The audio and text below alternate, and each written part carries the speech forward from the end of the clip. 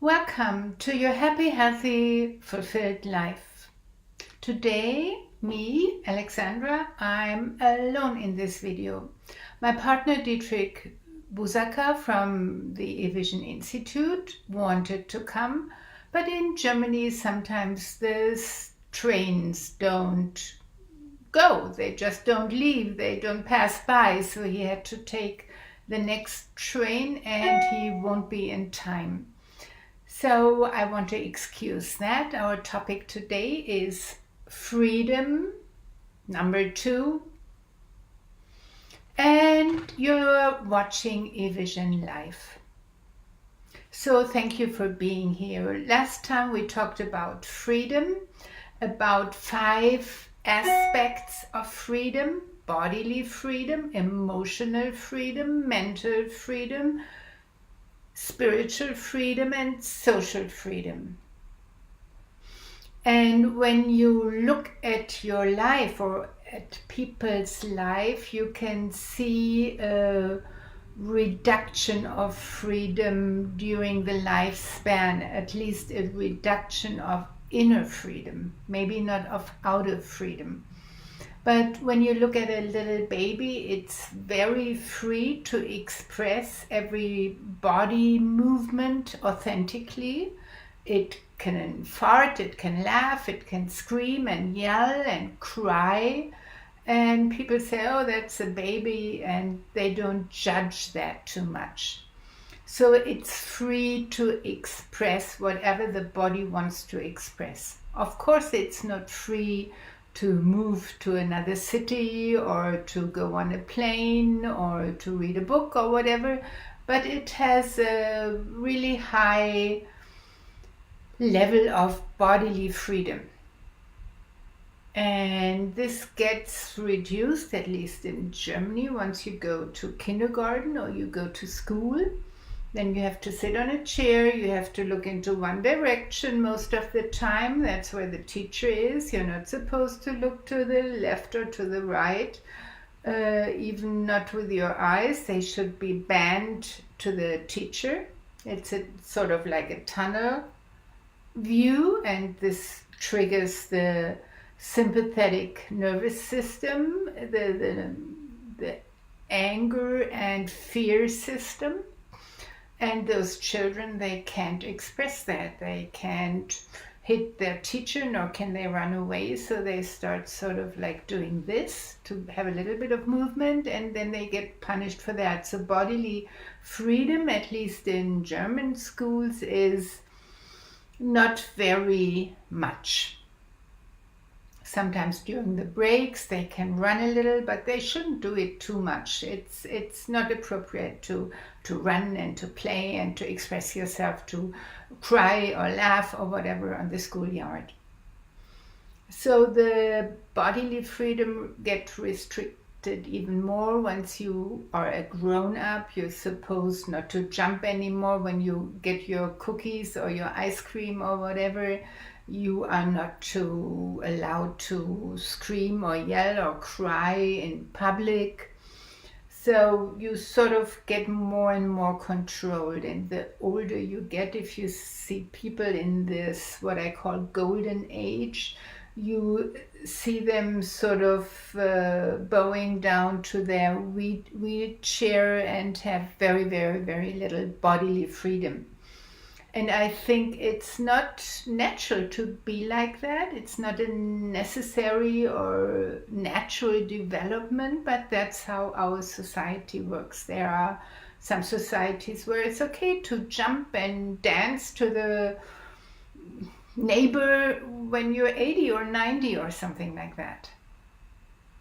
And the same is with emotional freedom. As a child, you sort of are allowed to express your anger, your tears, your joyfulness. You can laugh, you can jump and so forth. But as I said, in school, you shouldn't cry, you shouldn't shout, you shouldn't laugh too loud and too long.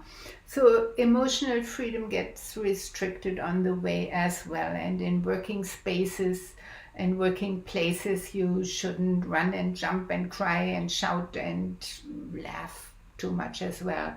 And if you have look at scientific studies, like children, for example, they laugh about 300, 400, 500, 600, 700 times a day. Imagine that, laughing 500 times a day.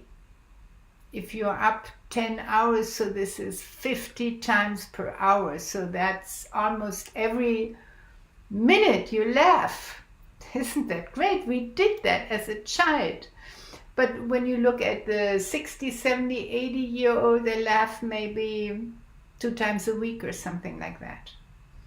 So there is a development that our society imprints in us, and that's not natural, and it's not fun at all, and it's not healthy, and I think it's not fulfilling. And mental freedom, it's the same.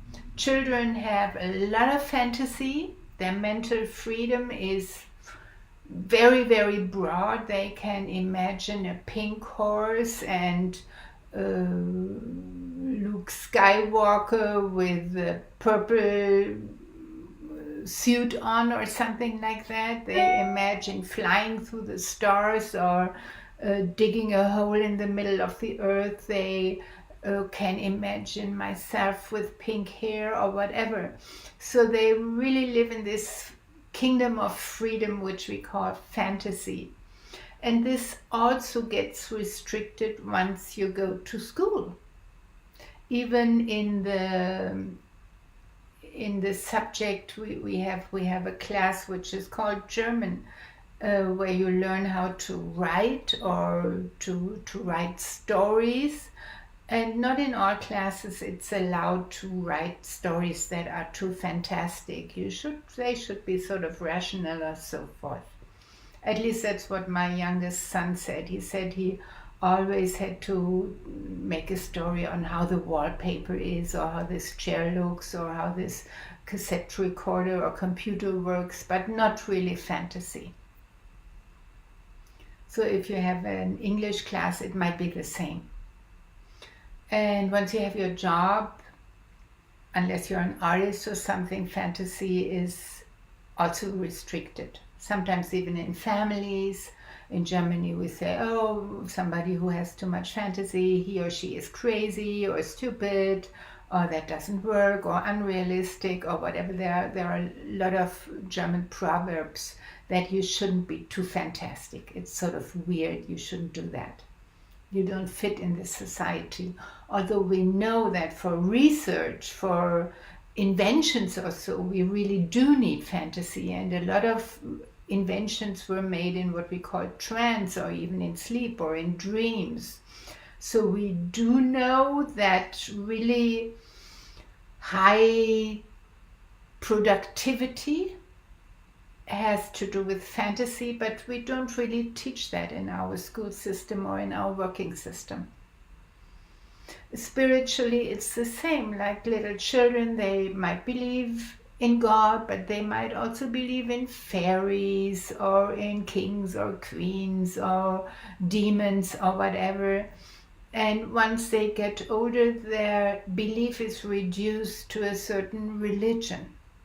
So this gets tighter and narrower as well. With social freedom, it might be a little different, but when we call it social inner freedom, then the child is curious of relationships, of connection to all sorts of people, young people, old people, girls and boys, or animals, or flowers, or trees, or whatever. So it is socially open and probably innerly socially more free than once you get older. Then you are in a certain class, you have in a certain society, level of society, and you shouldn't talk with those people down there or up there or whatever. You are sort of stuck in like a corset in roles, in social roles. So even that inner social freedom might get reduced on a normal basis when you get older. You choose with whom do you want to have contact with, And there are a lot of restrictions in people's mind which people are appropriate for you. So what I want to tell you that is normal, that freedom gets reduced over a lifespan, but it's not natural and it's not healthy and it's not fulfilling. It doesn't feel really good. So if you really want to train freedom and come back to a state of freedom, then as I told you, the most freedom, inner freedom we have as a child. As a Jungian, I call it the archetype of a child. And there is a symbol to that. And I would like to give it to you today. In Germany, we have Carnival, and you can get this symbol in a lot of places now for very less money. This is the symbol for freedom, for inner freedom. That's the wand.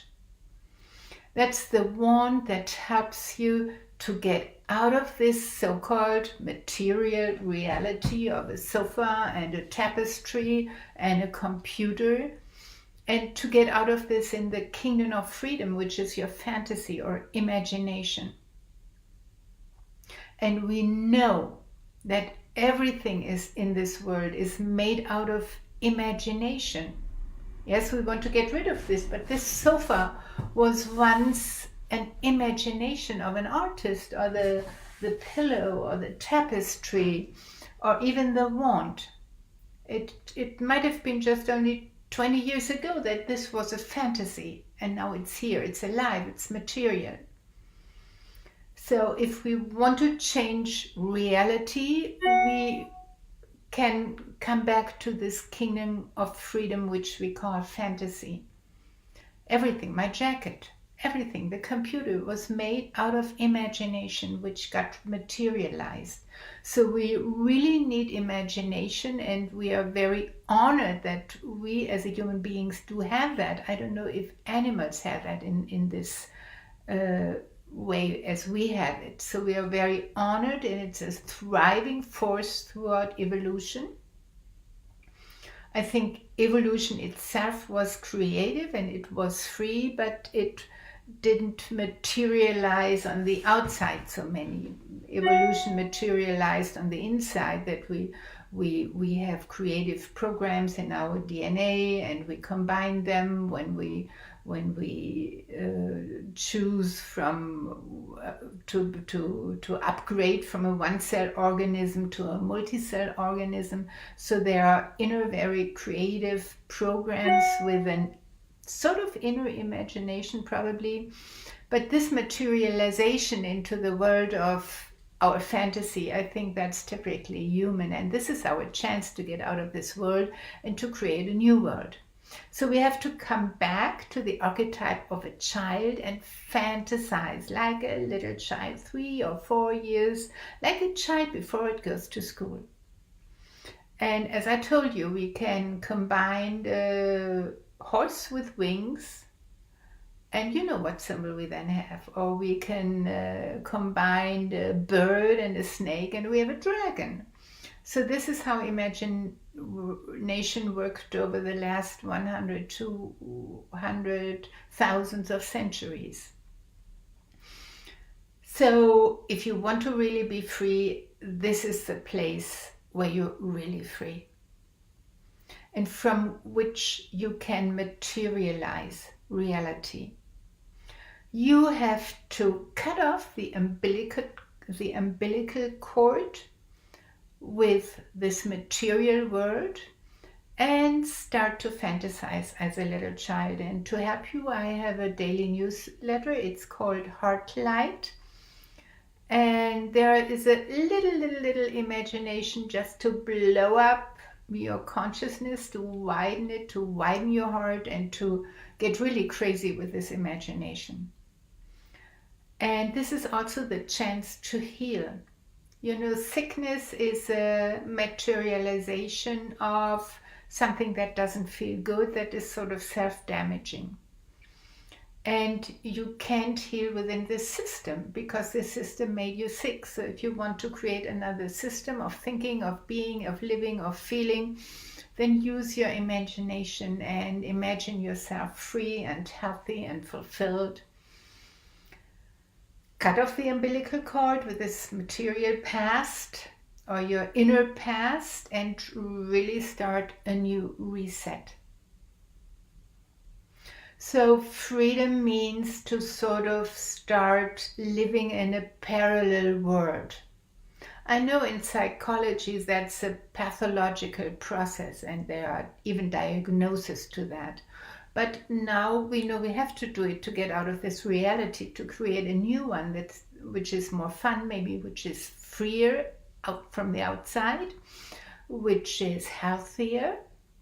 And then you practice it over and over and over and over again. You live your fantasy. You live your freedom until it materializes as a posture, as a gesture in your body, as a movement, as a way to contact, as a way to live, as a new lifestyle.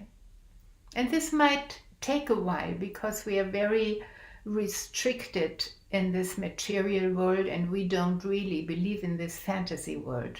So you have to keep on going and going and going and going. And maybe you know Edison, he invented the electric light.